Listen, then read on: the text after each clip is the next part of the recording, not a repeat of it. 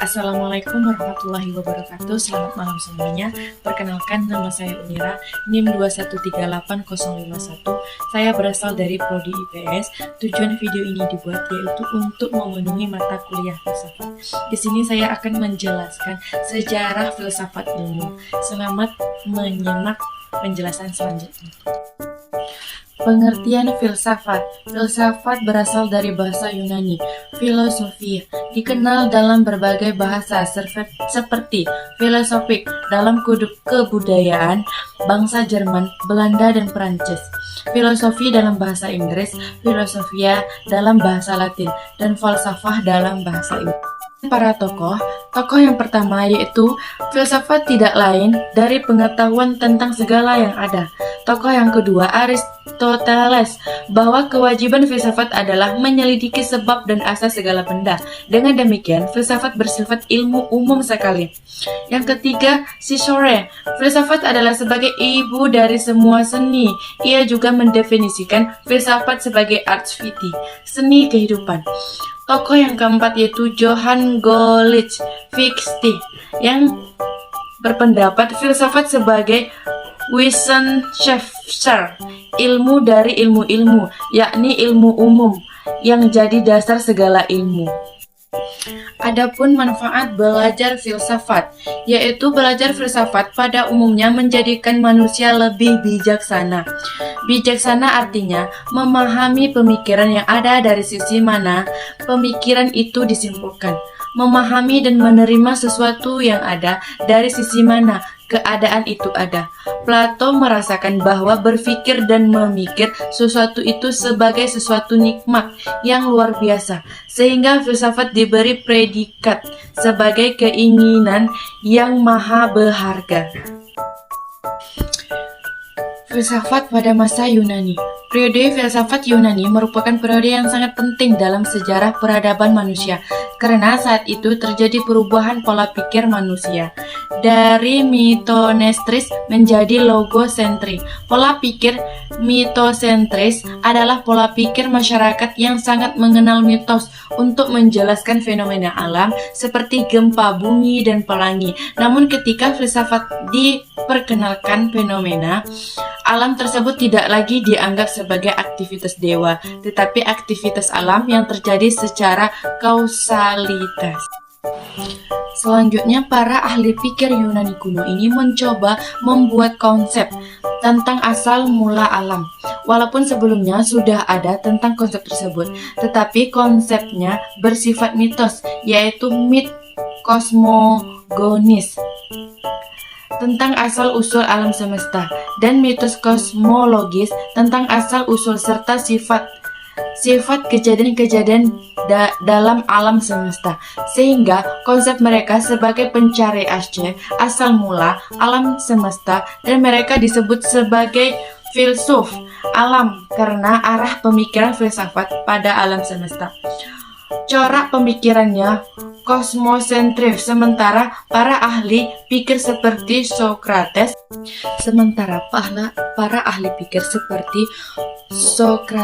Plato, dan Aristoteles yang hidup pada masa Yunani klasik, karena arah pemikirannya pada manusia, maka corak pemikiran filsafatnya antroposentris.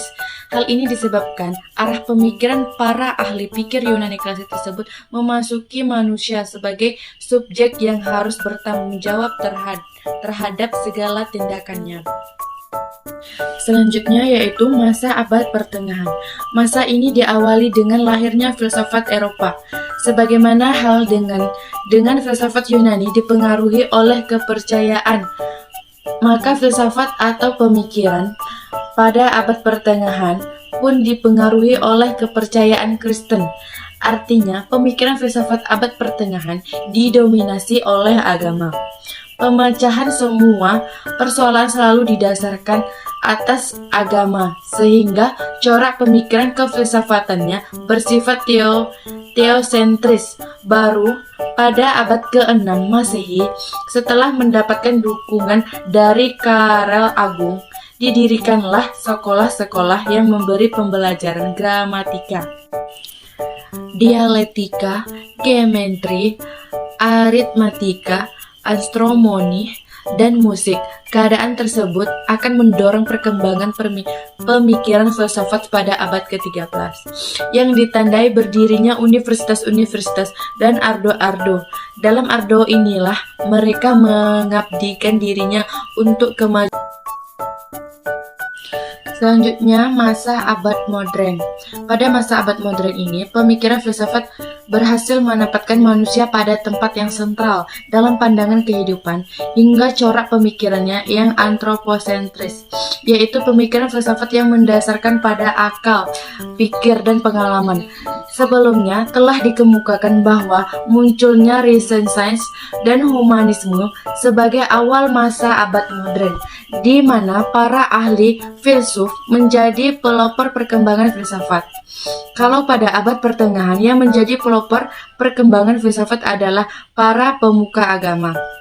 Pemikiran filsafat pada masa modern ini berusaha meletakkan dasar-dasar bagi metodologis ilmiah. Pemikiran filsafat pada masa abad modern ini berusaha meletakkan dasar-dasar bagi metodologis ilmiah. Pemikiran filsafat diupayakan lebih bersifat praktis, artinya pemikiran filsafat diarahkan pada upaya manusia agar dapat menguasai lingkungan alam menggunakan berbagai penemuan ilmiah. Selanjutnya pada abad dewasa ini. Filsafat dewasa ini atau filsafat abad ke-20 juga disebut filsafat kontemporer, yang merupakan ciri khas pemikiran filsafat adalah desentralisasi manusia, karena pemikiran filsafat abad ke-20 ini memberikan perhatian yang khusus pada bidang bahasa dan etika sosial. Dalam bidang bahasa terdapat pokok-pokok masalah, arti kata-kata, dan arti pernyataan-pernyataan. Masalah ini muncul karena realitas saat ini banyak bermunculan berbagai istilah, di mana cara pemakaian sering tidak dipikirkan secara mendalam, sehingga menimbulkan tafsir yang berbeda-beda.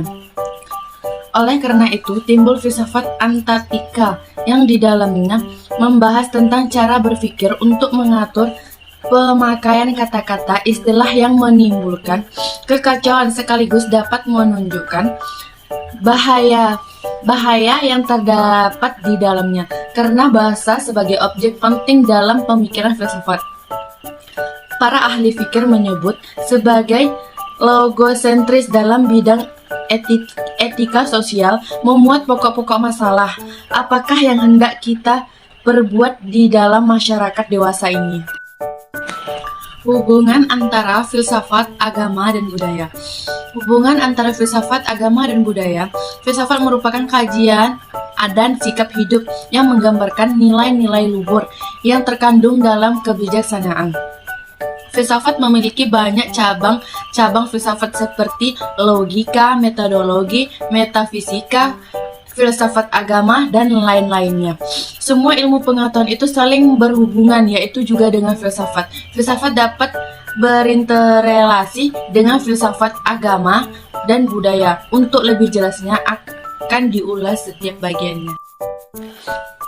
Kesimpulannya itu demikian beberapa uraian tentang sejarah kelahirannya filsafat secara umum.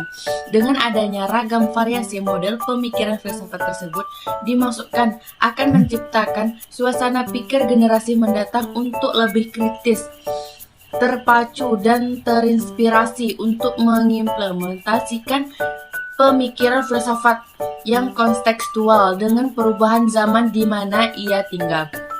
Hakikatnya, berpikir secara filsafat dapat diartikan sebagai berpikir yang sangat mendalam sampai hakikat, atau berpikir secara global, menyeluruh, atau berpikir yang dilihat dari berbagai sudut pandang pemikiran atau sudut pandang ilmu pengetahuan. Osim 1997. Demikian, itulah presentasi dari saya. Jika ada kesalahan saya mohon maaf. Thank you for watching. Bye-bye.